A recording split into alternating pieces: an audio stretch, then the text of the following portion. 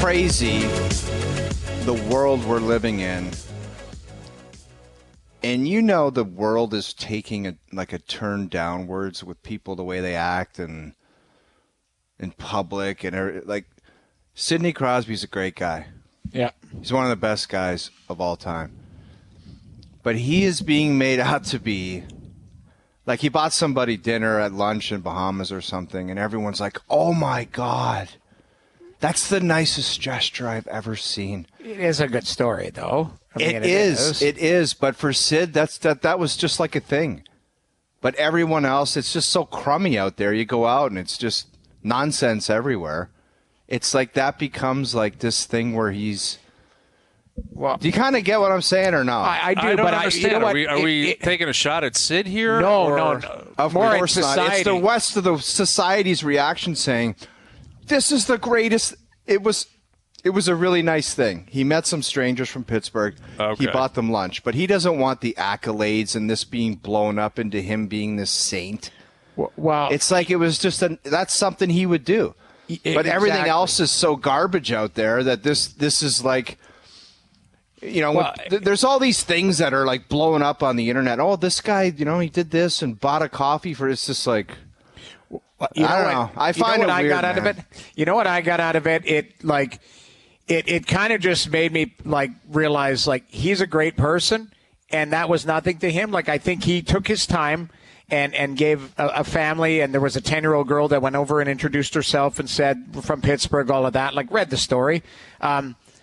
It kind of reaffirm my faith that there is good out there. Because I think what you're saying, is every time we turn on Twitter, you turn on something, there's always like these garbage stories about stuff. It is. That's all it is. Like for me, I read that. I was happy. Like I was like, you know what? In knowing the little bit of Sid that I know, have crossed paths with him and have friends who are friends with him.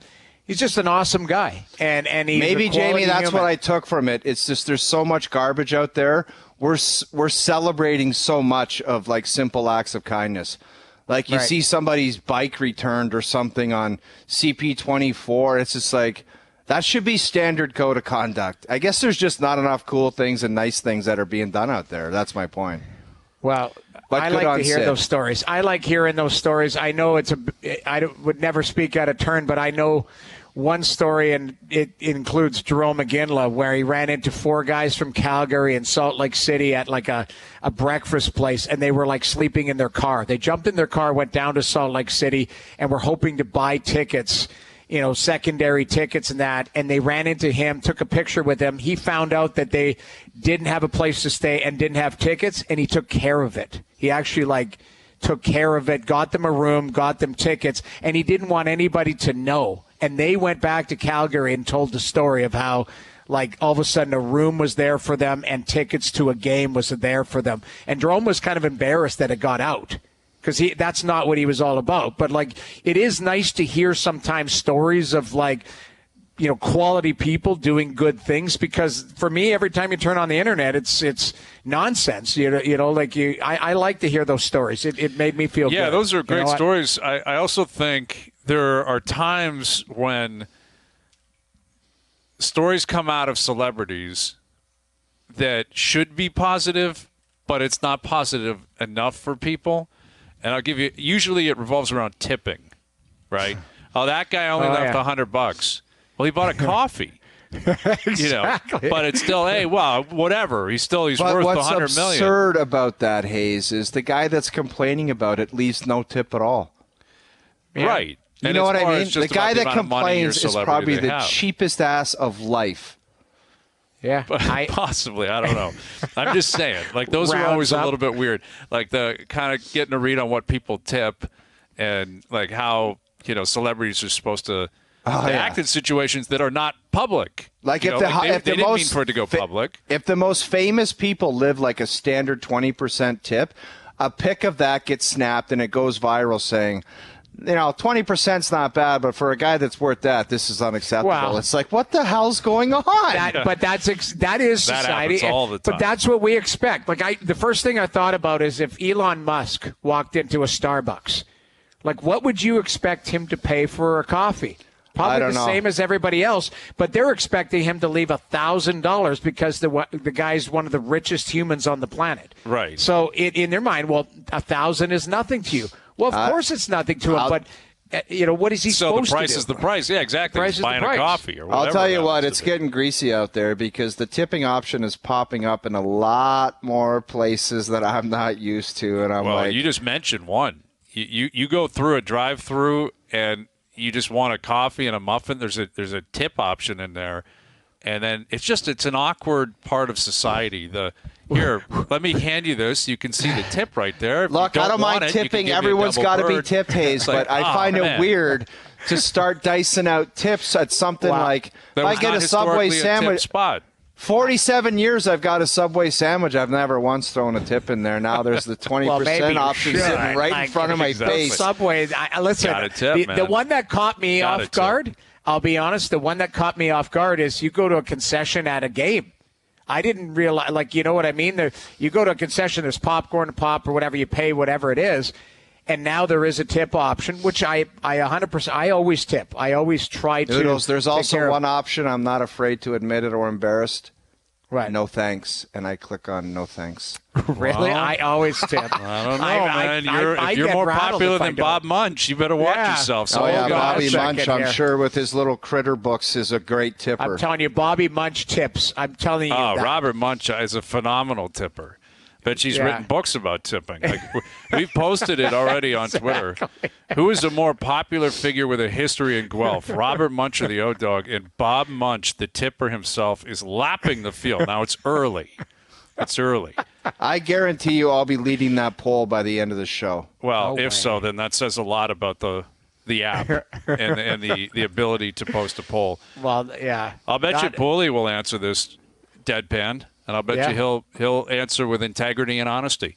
And he's a well-read intellect. He's a scholar. Yes. Here's Dave Poulin, our TSN hockey analyst, joining us here on the Maple Toyota Hotline. Poulin, be honest. More popular figure with a history in the city of Guelph: Robert Munch, the famous Canadian author, or Jeff O'Neill? Jeff O'Neill. Stop it. They're on the panel together. You guys are losers. Someone just sent me a note that Bobby Munch is from Pittsburgh. No. So at least do your research. This is so embarrassing. Well, then Jonas jammed us. Jonas jammed us up. Bobby Munch might be from Guelph. He's American-Canadian. Fact-check it. He's American-Canadian. I have not fact-checked that. He may have been born there. He grew up in Guelph. Get serious. Well, it doesn't matter where he's from. Is more famous. I mean, just is. No. Well, it's hockey. It's absolutely. Look up in the rafters. Is Bobby Munch's his banner up in the rafters? It should be. Does he address the nation on a daily basis? I don't think so. Is his name up in the rafters at the library or wherever his books probably, No. I believe he should be, though. Like Bobby Munch he's touched a lot of families and kids and stuff. Those books. I bet you I've got 20 of them upstairs at my house here because I've got young kids. Yeah, and isn't he the guy with the creepy songs like you do a munch there and a creep there and a munch? I have no idea who you're referencing.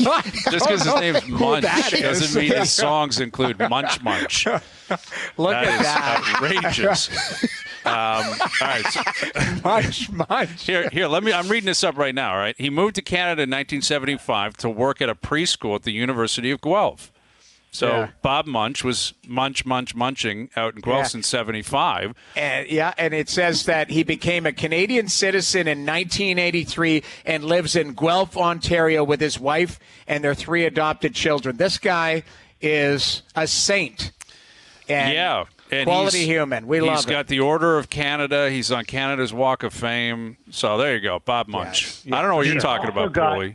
He's also got Tufts University, which is where one of my daughters got a graduate degree, so we got that covered, too. We got it all covered. Wow. My daughter knows Bobby Munch. Yeah. Exactly. Well, there you go. She doesn't know who Jeff O'Neill is. So there's your answer. That daughter has no idea who Jeff O'Neill was. Okay. All right. I'm not exaggerating to you. She asked me when I was with the Leafs.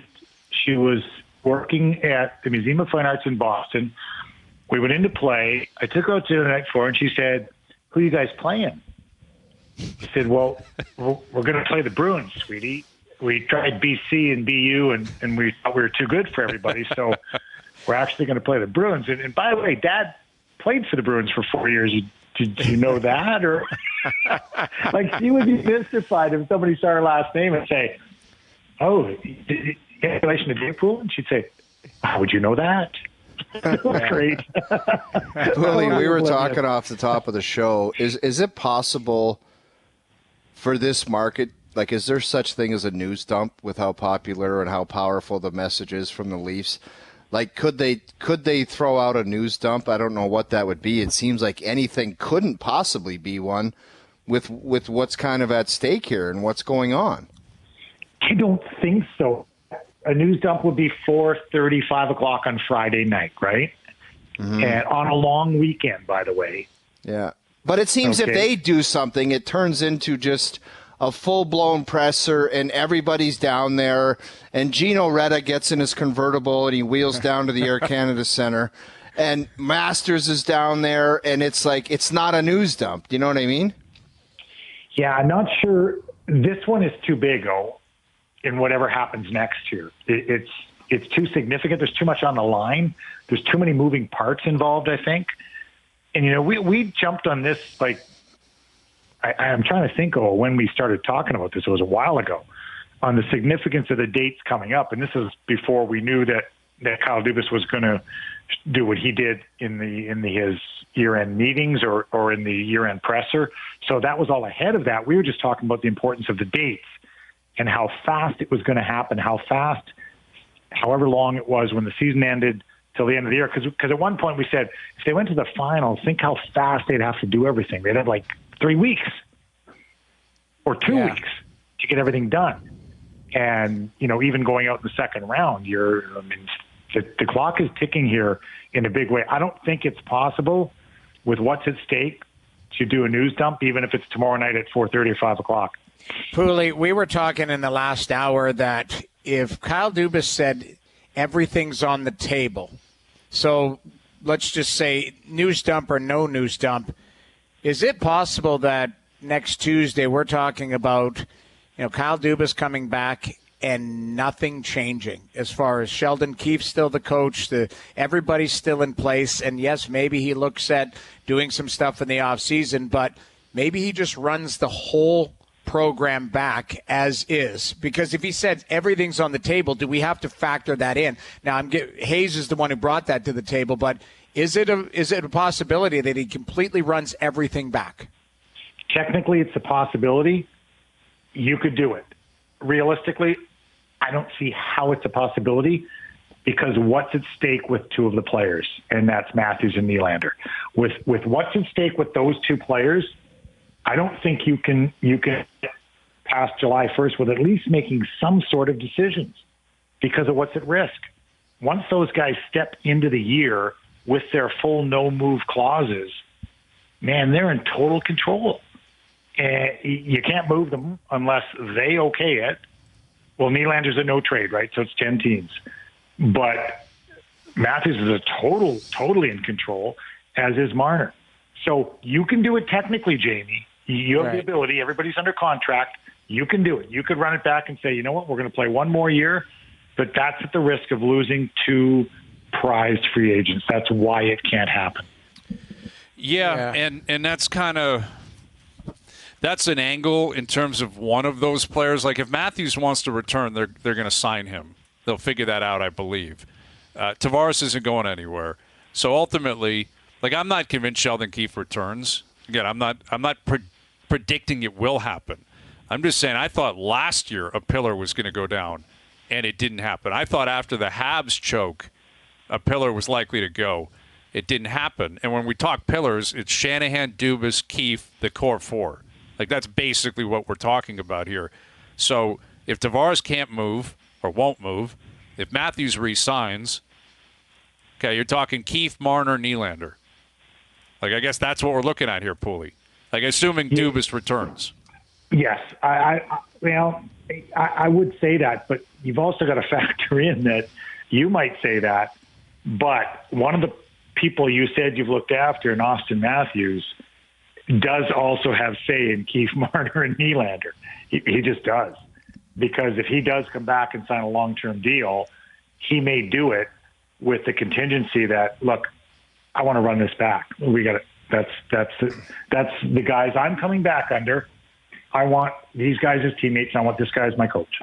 What do you mean he has say, David? Like, he could say, don't even think about getting rid of the coach or Mitch Marner. Because if I'm an organization and after what's happened year after year and somebody said that to me, I don't care who it is, it's just not happening. Well, what if it's a contingency of him signing? What if he says, I want one more year at this? Like, if I'm going to sign a long-term deal, I want one more year of this. That's what I mean about control, though. I mean, he doesn't have to sign. He can let the clock tick. He can walk it right to free agency now. He's in a position with 1 year left on his deal at his age that he can walk it to free agency. That was the issue with the 5-year deal. Yeah. And he essentially, because of that, he's the guy that can say it. And you might say, well, come on, you're not going to give a player that kind of control. Well, if you want to keep him, you are. And he is in that rare position right now as an athlete where he does control factors which athletes normally don't control at all. Teammates, coaches. But isn't that fair for him to even – like, it is fair for him to ask that question, because what if he says, I would like to sign a 5-year deal? What is your plan for the next 5 years of who's going to play with me type of thing? Like, those are only – aren't they natural questions for faces of the organization? Like, I would have to think other star players have probably gone through that process. I'm sure McDavid's probably said – what are we doing here? He's probably had some form of input. It may not be the absolute hammer, but I would think that top players probably have slight input as to who they're playing with, who you envision them playing with in the next couple of years. Like, isn't that only natural?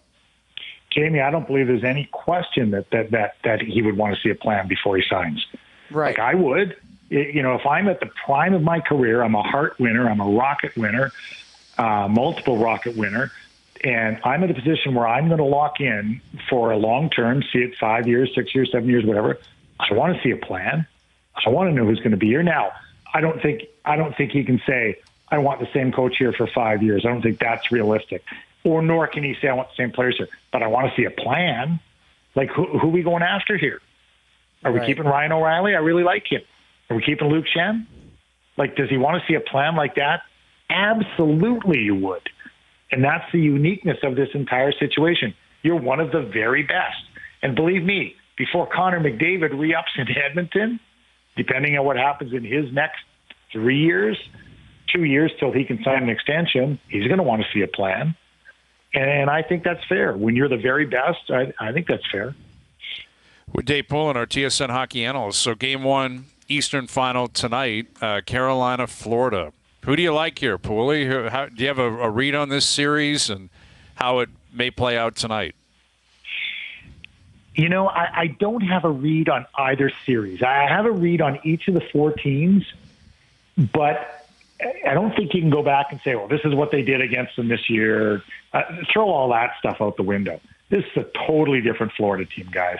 Like, this is a totally different Florida team than played the entire regular season. They are as confident in themselves as you can possibly be.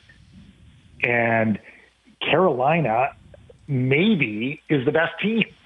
Like, in terms of a team, they might be the best team. I think the coaching is excellent across the boards. I really think I'm going to reserve the right to wait until I see a game in each of the 2 series before I really formulate thoughts on where it's going to go. Like, I want to see how the Hurricanes match up with the Panthers, because they're both pretty relentless teams. They can both forecheck like crazy. And, how is Freddie going to hold up? He's been pretty good. Is Bob going to continue to be Bob? So, and I feel the same way about Dallas and Vegas. If you force me to take one of the 4 teams right now, I would take Dallas. And some of that is Ottinger. Some of it is the mix. If you look at the ages of their players, they got the old guys, Pavelski and Suter. But then they got the middle range guys. You got your Ben is 33, and you got Sagan, and then Hintz is just behind that. You've almost staggered. You've almost got every age covered, right down to the 20-year-old, Wyatt Johnston. And so right through, I think from top to bottom, you got the best balance there. You got a stud defenseman in Heiskanen. But I start in the net with Ottinger and go out. So I think if I'm giving one team the edge in the entire mix, it would be Dallas. But I have a lot of respect for what Bruce Cassidy's done in Vegas, guys. He's a heck of a coach. I mean, he is flat out a good coach. And, and I know on the program before, we've talked about the layers of coaching. Like, you get Pete DeBoer going in behind Rick Bowness. You get Bruce Cassidy going in behind Pete DeBoer. And, Andrew Burnett did a great job with the Hurricanes last year. And Paul Maurice goes in behind them. And then you could argue very easily that the best of the four coaches is coaching in Carolina right now. So for the type of team that he has, man, he gets a lot out of those guys. And so I'm really excited for it. I know it's a different grouping of four. It's all, Southern Sunbelt teams but I'm excited for it. I think it's going to be fun. Pooley, if it's a copycat league, are people taking notice of the Final Four and the way that their defensive cores are structured? I would say so. And the Leafs did a little bit more during the playoffs with that, with Shannon McCabe. Montreal in their finals run was like that. They're all big and strong and physical. They just are. These entire groups are. By the way, Brent Burns might be the best headline pick. Like, what a pickup he was for that squad. Yeah. Last year. Like they've got Tony DeAngelo. He has a great year. They got him on a bargain deal. He has a great year for them. They go, yeah, well, you can go ahead. We're gonna go a different route. And they bring in Brent Burns, who just fits there, right? He just looks like he's been there forever, and he fits. But you got to be big, you got to be physical, you got to skate, Jamie, and you got to get up in the play. Well, you've got to create offense. And you're looking at them, like all of them have Norris caliber defensemen. Like you've got Burns and Slavin, you've got Montour and Ekblad, you've got Petro and Theodore, you've got Heiskanen, like that. There's a stud on every team, or maybe two. And that's, that's maybe where other organizations are starting to look and go, who's our stud? Who's our 25-minute guy that can be in that Norris conversation? Because I'm looking at these Final Four teams, and there is a stud on the back end, at least one of them in every organization.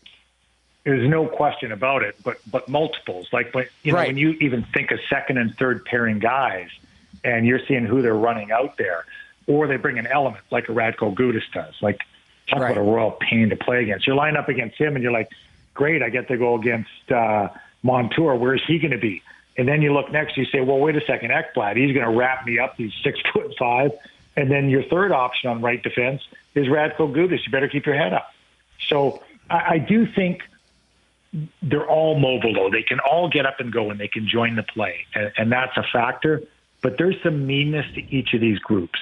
That Ryan Suter, he's just a mean guy, right? He just is. Yeah. I mean, he's a grumpy, he's like a grumpy old man, but he's still mean, and he brings that element. So, the goaltending could be a big issue. But Jamie, you got to help me out with Aiden Hill in Vegas. Like, what is up there, and how is that going to play out? I mean, the only other thing I could say is you've got a safety blanket who's won 2 cups and a Conn Smythe. I know he's 38 years old, but if you had to go to Jonathan Quick, could you get some games out of him? I think you could. I think Vegas kind of covered off all of their scenarios, and they're doing it by committee. Because it was Larry Brossoit, it was, Aiden Hill. I don't know if he stole that Game 6, but he was pretty damn good against Edmonton with 40 saves that Game 6. So, if he falters, is the next man up Jonathan Quick, who has name brand recognition,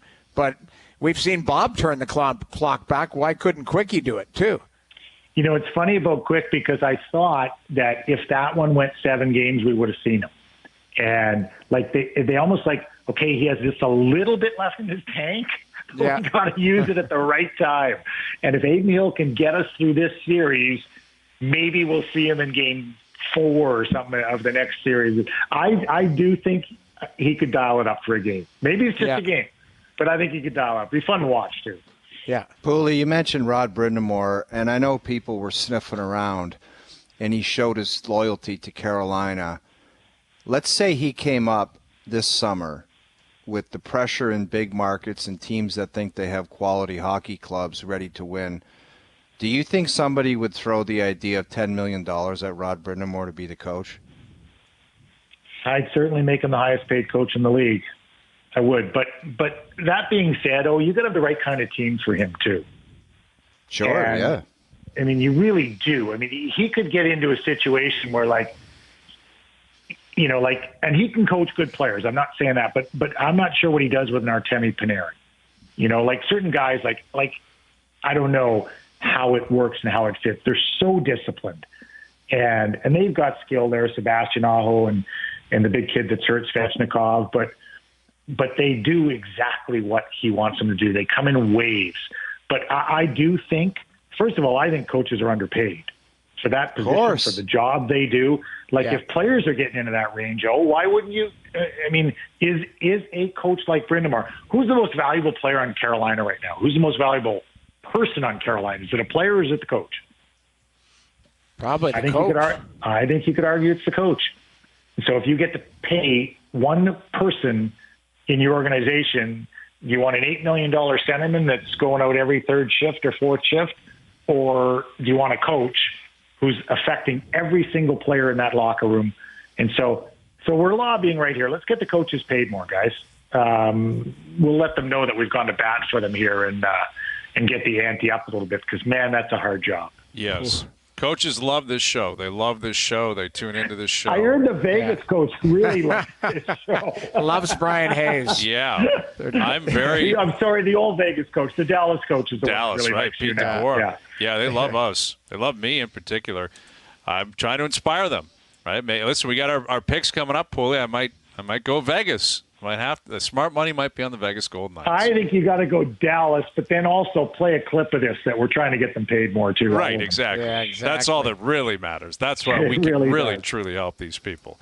All right, really Poulin. Enjoy it tonight. Thank you, buddy. Thanks, guys. Have a great night. Dave Poulin, our TSN hockey analyst, joining us here on the Maple Toyota Hotline. Build your next dream Toyota at Maple Toyota, and check out Maple Toyota's pre-owned inventory. Arriving daily, it's time to Toyota. Visit mapletoyota.com.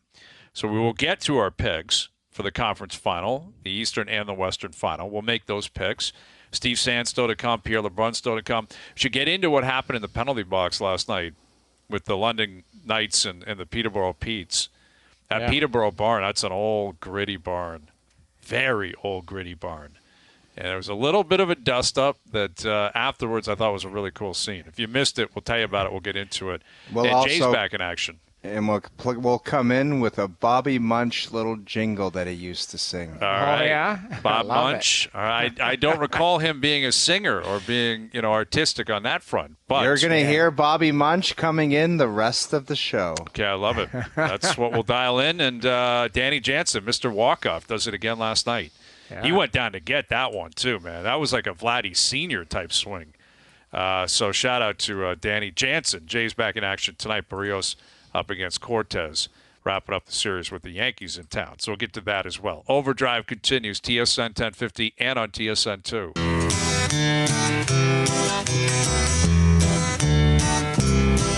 Now old Mr. Johnson had troubles of his own. He had a yellow cat that is who not wouldn't leave his home. Bob Munch. Who is and he this? tried to give the cat away. Who is that? Fred Penner, your boy? Far, far away. Freddie Penner. But the cat came back the very next day. The cat came back. They thought he was I mixed up Freddie Penner with Bobby Munch. Yeah, Fred Penner's a legend too, man. Absolute legend. Fred Penner. That's not Bobby Munch. Bobby Munch wouldn't do that. No. Fred Penner had he always wore the hat, the big beard. He had a great beard cooking. And that must be a Toronto thing. I've never heard of this. You don't know guy Fred before. Penner? No. Yeah, Fred Penner's a classic Canadian. I think I'm looking him up. He's from Winnipeg. How dare you claim he's I'm 50 years old. I've never heard of this guy before in my life. You've never heard of Fred Penner? I'm going to look it up. Freddie Penner. There was this guy named Freddie Mr. Penner is the Finnegan. Gretzky of little chimes like that. Absolutely. Fred Penner used to absolutely shred the banjo, the guitar.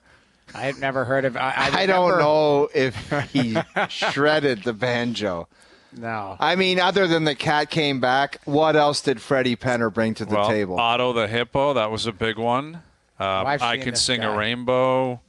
Come on. These are all I'm looking up. I Had a Rooster. There used to be a show called Mr. Dress Up with this little Sock Finnegan or something like that. That's what I remember. And then there was a castle, some guy with a castle. I don't remember it. Like, I don't remember that. Well, I'm Today's I'm Special. not lying Remember that because, back in the 80s? Yeah, because I was on a show years ago. I got sent this tape recently. I was on a show called Popcorn Playhouse. And the guy was walking through the crowd interviewing people, and he's like, "What's your name?" And I'm like, "Jamie McLennan." I was like 7. I was like 7 years old. I was on. I need to visit. I'll find it. It's like it's an awkward like transaction. It's like, what does your mom do? I'm like, she's at home. She works. Like, it was a weird. We were there for my neighbor's birthday. We went to Popcorn Playhouse. Okay. And I love it. I had some TV action when I was a kid. I did a baseball commercial with Rob Ducey. Rob Ducey. Well, he caught a ball in center field, and I had to look up and go, wow. That was my big role. How old were he can't be that much older than you, is he? What? Rob Ducey? I was in the big leagues, and I was like 12. Okay. I don't know. I feel like you guys are in the same era. But, I'm surprised you don't know Fred Penner. Fred Penner I know the face now that I Googled him. I know that face. But that was maybe either a generation after me. I don't know. He was on CBC forever. But yeah. Anyway, you see that scene in Peterborough last night where the video's going viral. There was a Knights player who was yelling at the ref or whatever, and then the penalty box attendant just got right in his grill and basically said, sit down and shut it. And they were both going back and forth at each other. What I love about this is, we started the hour about where we are in society. This doesn't have to be anything bigger than the man's trying to do his job, although probably pushing the limits on what he's actually supposed to do. Sure. Yeah. But these are also kids in the OHL. I have no problem with the player snapping because it's the playoffs. He's all fired up and yelling back at him, swearing. I know some people say, oh, you shouldn't be doing that, blah, blah, blah. But then they're both laughing afterwards. Like, it's all good. Okay. Yeah. We got fired up. We both got at each other, and then that's it. It's over. Yeah, exactly. Hey, thanks so much. All right, I'm out of here. I'm going to return to the game. Okay, see you later. What an interesting concept. Just a great example of what we're still capable of doing, as opposed to this guy should be fired from something he's probably doing for free. The older gentleman's probably been in there forever. And he's probably told, hey, if there's any chaos there, you get to the bottom of it, maybe cross the line in terms of pushing back and saying what he was saying and finger pointing. But these are kids still. I know. But the older guy's not supposed to get engaged like that. He's supposed to say, but if the kid's doing something threatening to him being in his workspace or doing something stupid in there, then he's probably allowed to tell the kid to shut up and sit down. But you know what I love about this, and Hayes, you just pointed to this, there's no fallout after. They were yelling and screaming, probably a couple swear words here or there, and then a couple minutes later they're laughing about it, going, hey, man, I got a little heated, so did I. Exactly. Like maybe cooler heads prevail instead of an investigation and this old man loses his job. Elderly gentleman loses his job. I got to be careful there because you're going to lose your job. You're going to get canceled saying that this shouldn't be canceled. Fired. Yeah, this elderly gentleman, getting fired up. He's been there for many years. So cooler heads prevail. And I think it's kind of cool. You know what? Yeah, exactly. That's what I took out of it. Like, I get it. We've all been in that situation where you're heated and you don't want to hear from anyone, especially someone you're not affiliated with at all. And, someone's in your face, you're probably like, hey, sit down. Whatever. If you're 16, 17, 18, 19, whatever. It's heated. Yeah. It's emotional. And then after a minute or two, you're like, hey, whatever. Sorry about that. Hey, sorry about that. Okay, see you later. Boom, go. Get back out there. It's all good. No problem. Yeah. I like that. That's at the essence of it all. Who cares? Like, no one's feelings were hurt because guess what? Both parties were fine, and they went on with their days. So that's the way, and that's the way it should be. And I'm sure, because like for the OHL, I don't know if they get paid or not. I don't know. I think you need a lot of people helping, right? To run a league like that, you need a lot of people that are willing to donate their time, right? You need ticket ushers. And it's $100 a night if he's getting paid. At most. It's basically he's doing it out of the goodness of his heart. He wants to be there. It's something I'm sure he takes pride in. And he's probably been in dust-ups before. I'm surprised there's even a video camera, really, in the box, but there is. And you move on, and it's all good. Jay's back in action tonight. This is the last time they play the Yankees until the middle of September, which sucks. Like, I get computers are the ones that come up. But here or there? Yes, they don't see them again until the middle of September. I believe they have a home and away series at the end of the year. Like, 2 of their final 4 or 5 series are against the Yankees, right? And that's been recent history in baseball. Once you get into September, you play your division a ton. But they don't play the Yankees again after tonight until something like September 19th or September 15th or something like that. So if there's anything that's going to be carried over from the first couple of games, tonight, I guess, is when we're going to see it. Yeah. Now, I'm not holding my breath. I'm not sure the Jays are in a position where they feel they have to send a message or vice versa. But I think if you're the Jays, you got to find offense. Like, they finally found it late in that game last night. Danny Jansen with a big home run. But they have not been able to manufacture any run production. They're leaving a lot of guys in scoring position. And Nestor Cortez is on the mound for the Yankees, and he's been brutal. So I think it's more imperative you pick up a win tonight as opposed to send a message. And I'd like to believe John Schneider is dictating that. But it's been a fun 3 days. Like, it really has. And I think it'll be fun tonight. I would assume the dome will be closed. It's still kind of cold out. But they've been that getting cold great crowds. was something else, man. Like, it was freezing yesterday. Yeah. It's jarring because it was nice for a couple days, and now you're back to cold. So you're like, how many times did people come up to you and say, "Summer's here, summertime, go time"? Then it turned into November in one day. It's not good. Not the best. No, not the best. But it'll like, return. Hazy, you teed it up today. You probably had a frost delay, didn't you? Yeah, there was a little bit. They were moving the sheet around a little. But, yeah, there was frost delay. Same thing at the PGA, right? They moved it back a couple of hours, which is wild, in the middle of May. But I was talking to someone recently who brought this up, that they would have announced they were going to Oak Hill like a decade ago when the PGA was still being played in August. So with the PGA and the scheduling moving around, and now the PGA Championship is in the middle of May, I wonder if they stop coming north for the PGA Championship. Like, do you have to play in the southern states? Do you have to play in California? Because you just can't bank on great weather. It should be nice enough, and I think it will be the remaining 4 days down in Rochester. In fact, I think tomorrow it's going to get pretty hot again. But you just never know. You're rolling the dice, right? You get upstate New York, you get into the Northeast, you get into the Midwest in May, it can get cold. It can rain a lot. It can get ugly.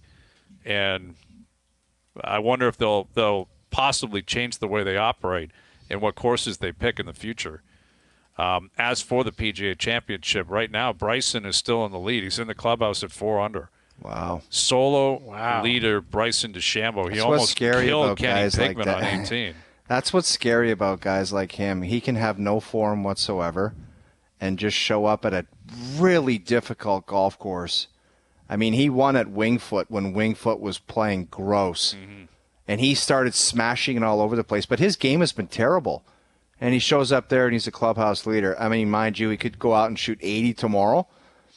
But that's pretty good for him. He was not the live guy that was coming up, right? It was more Koepka and DJ, Cam Smith. Dude, he's his world ranking is plummeting downwards. Yes. Plummeting. Yeah. He'll be outside the top 200 possibly by like the end of the year, I believe. Yeah, not 100, 200. Yeah, like I think he's well into the hundreds right now. And again, he doesn't play in enough events. But you get one of these, he wins this, guess what? He's showing up everywhere for a long, long time. Showing up at all the majors, and it's going to really boost his world rankings. And obviously he's aware of that. And I think a lot of these guys on the LIV Tour are very inspired by that idea. Overdrive continues, brought to you by FanDuel, bringing you everything from the opening line to the final score. We'll come back with our conference final picks. As of now on FanDuel, you got the Hurricanes are minus 145 to win the series. The Panthers paying plus 120. The Golden Knights are favored as well, minus 140. Dallas, you're getting plus 115 for the Stars to win the series. So we'll come back and set those up. Get to our picks. Steve Sand still to come. Pierre LeBrun still to come. Jays Yankees down at the Dome. Overdrive continues. TSN 1050N on TSN 2. That's it. No more book stuff. No more Robert Munch, Phil Penner. People are giving it to me on Twitter. They're like, sorry, man. We had Robert Munch books all growing up. You don't have a chance. You can't even read, dog. I'm not doing that anymore. Just no more Robert Munch. That's a little rich that you can't read. Yeah, that's too much. And it's Fred Penner, not Phil Penner. Sharon, Lois, and Bram, another famous trio. Oh, yeah. I remember going to see them when I was a kid. They were Rick McElroy. Try to find some Sharon, Lois, and Bram. Skinnamarink, dink, Ding, dink, ding, skinnamarink, do. I love you. The best. The best. That's so. I mean, I knew even that remember one. that. Oh, yeah. They You know what? crushed that. A buddy of mine just sent me. Tomorrow we'll get into it, but he sent me the YouTube clip of me on Popcorn Playhouse. It says Susie's birthday on Popcorn Playhouse, and it's just me sitting there, like I love it. We got to play it tomorrow. We got to get it into the system. We got to come in, and we will make that happen. All right, so here we go. We got picks to be made here, courtesy of FanDuel. Carolina minus 145 to win the East. Panthers paying plus 120. Oh, who do you like and why? I like the Carolina Hurricanes. Are we just doing one series at a time? Yeah, we'll do the second one afterwards. I actually believe that the Carolina Hurricanes will make quick work of the Florida Panthers. Really? I can tell you don't agree with that. No, I don't. I just believe that they play an unbelievably fast-tempo team game. And sometimes when you sneak in and you have some success, there's a shot of reality, and I believe that could happen to the Florida Panthers. I think that at least at the minimum they're going back to Florida 0-2. Ooh. That's a bold prediction. I took Florida. I just feel like they're a team of destiny. This isn't a slight on Rod Brind'Amour and the Carolina Hurricanes, because I think that team is. Is Teravainen playing? Yes. Did we hear that? So I don't know if he's back tonight. I haven't seen that confirmed, but he's back for the series. He's back tonight. He's back. He's playing. But they are a complete team. I look at game breakers. So I think Aho might have a chance to be a game breaker. Kotkaniemi has scored some big goals in the playoffs. I think the D, obviously Burns, Slavin, Pesci, they are very deep. But this Florida team, they're playing loose. It's like they don't care. They're willing to give up chances. If the goalie continues on, I just feel like, yes, Carolina can dismantle them with their system and stuff, but I think Florida's skill might get some games off of them. So that's why I think it's going to be a long series, and I think it's a coin flip, but I went with Florida just based on them being a team of destiny this year. And you're getting plus money here too, right? If you're looking at it through that lens, that's kind of what I was talking about the other night. I know Peter DeBoer didn't want to hear that. But I'm on Carolina, but I think it's going 7. I think Carolina at home, Game 7. I love the way that they play. I love that Teravainen is back. They've largely dismantled. Look what they did to New Jersey. Both teams rested, both teams healthy. Yeah. Florida, we all saw it up close and personal. We know what they're all about, and that's only going to intensify. They're going to try to make it as nasty and dirty and tough and physical as possible. But I think Carolina is built very well for that, and I don't think their forecheck is going to be nearly as effective because of that D core, the ability in Carolina's D. Yeah. They'll push it out. They'll win those races. They'll win those board battles. They squeeze pucks off on the boards all the time, and it just you don't get much. They're good, man. They slapped around that Jersey team, with the exception of that one game where they got dummied in Jersey. They gave them a sound beatdown. That was a beatdown, and Jersey's a pretty good team. They sure did. Yeah. Yep, I'm with you on that. Although Florida would say the same thing, right? They beat the Leafs in 5, the big bad Maple Leafs. Now, 2 of them were in overtime, and we all remember the details really closely. But still, you beat them in 5. That's a beatdown. So Florida should be confident. I think both teams will be. All right, you look out west quickly here. Golden Knights minus 140 to win the series. Dallas plus 115. I'm going to go with the Dallas Stars. I think that Ottinger is going to go nuts in this series because I don't know if he's done it yet. He did it in Game 7. Got a shutout except for 10 seconds. So I'm going to go with Pete DeBoer. And be careful with this one, Hazy. I'm on my boy Pete DeBoer and the Stars. I love Pete DeBoer and the Stars. Yeah, I hope they're watching and listening right now. I've always been a big fan, always a big believer.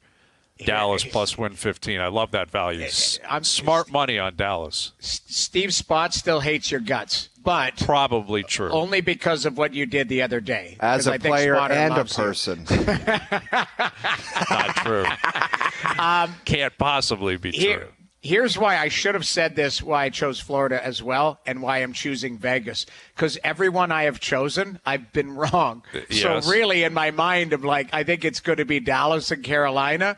So I might as well be consistent. I'm choosing Vegas, although I don't know who's stopping pucks. I really don't know who's making saves there. If it's Aiden Hill or a combination of Jonathan Quick, I do believe Ottinger is going to get it done. But I did go with Vegas and Florida, but I'm being opposite George. I'll be honest. Well, listen, I love it. You're on Florida and Vegas. O and I are both Carolina, Dallas. So yeah, I like that we can kind of pit the two against each other. 2 versus 1 here going into the conference final.